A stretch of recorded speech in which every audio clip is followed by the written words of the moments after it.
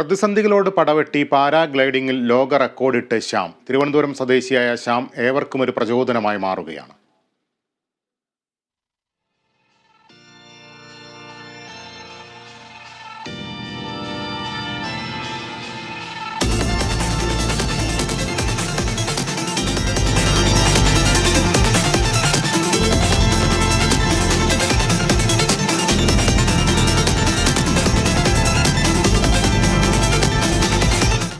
ജനിച്ച 19-ാം നാൾ ആദ്യ ശസ്ത്രക്രിയക്ക് വിധേയനായി.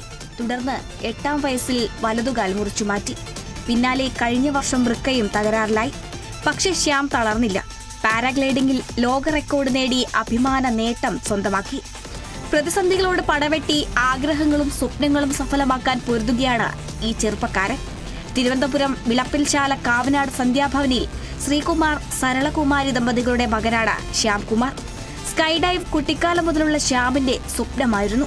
24 വയസ്സിനിടെ 16 ശസ്ത്രക്രിയകൾ നടത്തിയിട്ടും 8-ാം വയസ്സിൽ വലതുകാൽ മുറിച്ചുമാറ്റിയിട്ടും ശ്യാം തളർന്നില്ല.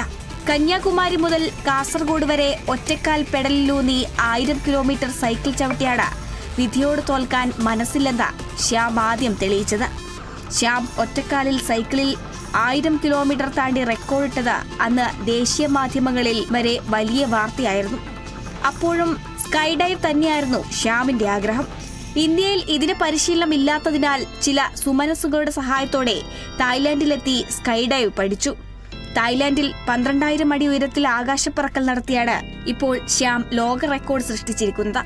ഒന്നല്ല 6 തവണയാണ് ശ്യാം അത്ഭുത പറക്കലിലൂടെ മലക്കം മറിഞ്ഞത്.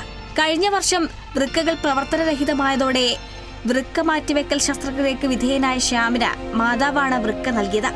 മരുന്നിനും ചികിത്സയ്ക്കുമായി ഇപ്പോഴും പ്രതിമാസം നല്ലൊരു തുക ശ്യാമിന് വേണം.